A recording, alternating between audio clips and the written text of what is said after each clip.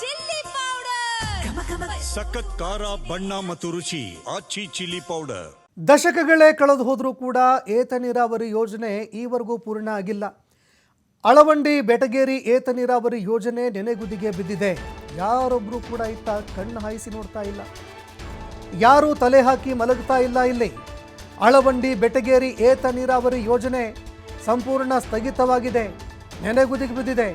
ಕೊಪ್ಪಳದ 9,000 ಎಕರೆ ನೀರಾವರಿ ಜಮೀನುಗಳೇನಿದ್ದಾವೆ, ಆ 9,000 ಜಮೀನುಗಳಿಗೆ ನೀರಾವರಿ ಒದಗಿಸುವಂತಹ ಯೋಜನೆ ಇದು. ಭೂಮಿ ಕಳ್ಕೊಂಡಂತಹ ಕೆಲವು ಸಂತ್ರಸ್ತರಿಗೆ ಈವರೆಗೂ ಪರಿಹಾರ ಸಿಕ್ಕಿಲ್ಲ.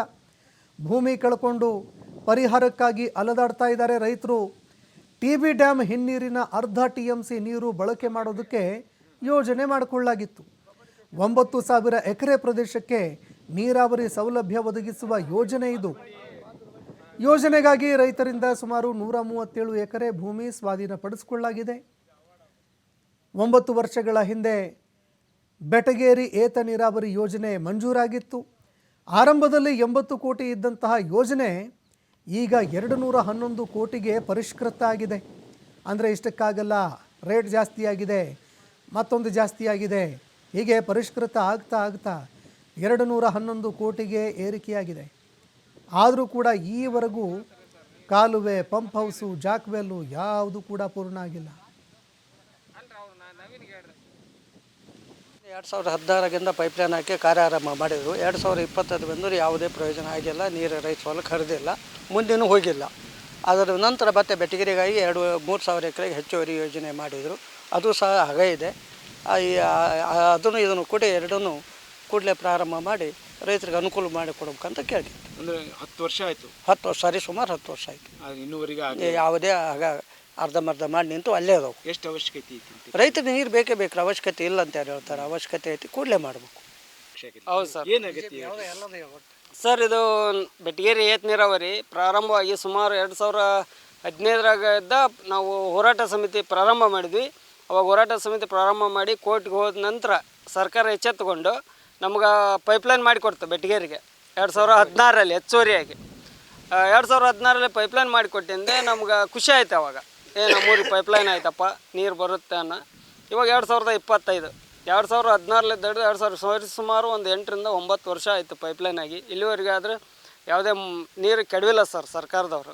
ಈಗ ಟೆಂಡ್ರ್ ಕೂಡ ಆಗಿದೆ, 5ನೇ ತಿಂಗಳಲ್ಲಿ ಟೆಂಡ್ರ್ ಆಗಿದೆ. 9 ತಿಂಗಳಲ್ಲಿ ಈ ಟೆಂಡ್ರ್ ಕೆಲಸ ಸಂಪೂರ್ಣ ಆಗ್ಬೇಕನ್ನೋದು ಆ ಟೆಂಡ್ರಲ್ಲಿ ಮೆನ್ಷನ್ ಮಾಡಿದ್ದಾರೆ.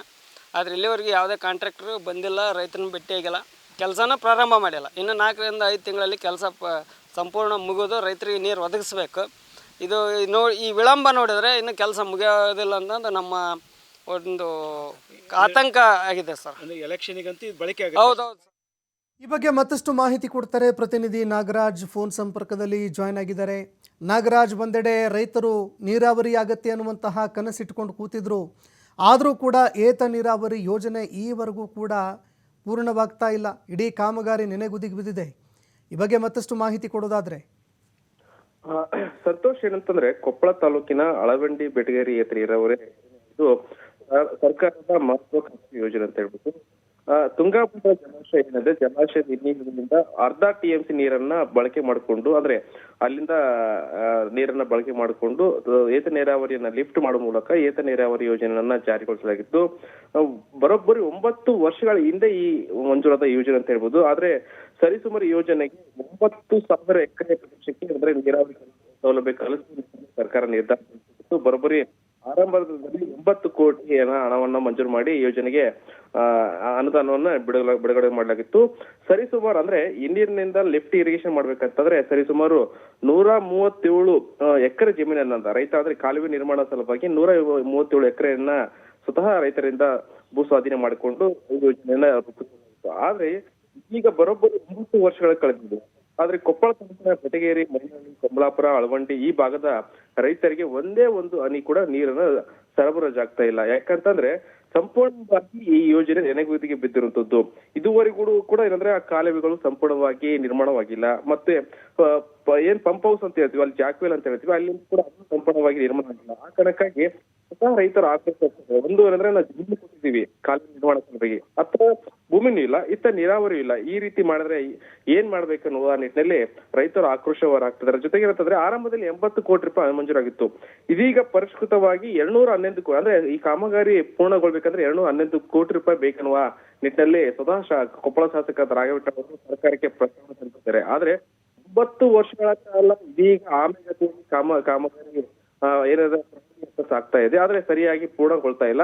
ಒಂದು ಕಡೆ ಸರ್ಕಾರದ ಹಣಪೋಲು ಮತ್ತು ರೈತರ ಜಮೀನು ಕೂಡ ಬಹಳಷ್ಟು ರೈತರ ಜಮೀನು ಕಳ್ಕೊಂಡಿದ್ದಾರೆ. ಆದ್ರೆ ಇದುವರೆಗೂ ಕೂಡ ಸಂಪೂರ್ಣವಾಗಿ ಏನ್ ಅಳವಂಡಿ ಬೆಟಗೇರಿ ಏತ ನೀರಾವರಿ ಯೋಜನೆ ಸಂಪೂರ್ಣ ಪೂರ್ಣಗೊಂಡಿಲ್ಲ. ಈಗಲಾದ್ರೂ ಸರ್ಕಾರ ಎಚ್ಚೆತ್ತುಕೊಂಡು ಸಮರ್ಪಕವಾದ ಅನುದಾನ ಬಿಡುಗಡೆ ಮಾಡಿದ್ರೆ ಖಂಡಿತಲೂ ಕೂಡ ರೈತರು ಏನ್ ಜಮೀನು ಕಳ್ಕೊಂಡಿದ್ದಾರೆ ಮತ್ತು ಏನು ಈ ಭಾಗದ ರೈತರ ಆಶಾಭಾವ ಇದೆ ಅದು ಸಂಪೂರ್ಣವಾಗಿ ಈಡೇರಲು ಸಾಧ್ಯ. ಈಗಲಾದ್ರೂ ಸರ್ಕಾರ ಎಚ್ಚೆತ್ತುಕೊಂಡು ಅನುದಾನ ಬಿಡುಗಡೆ ಮಾಡಿ ಆ ಕಾಮಗಾರಿನ ಪೂರ್ಣಗೊಳಿಸುವ ಅವಶ್ಯಕತೆ ಇರುವಂತದ್ದು.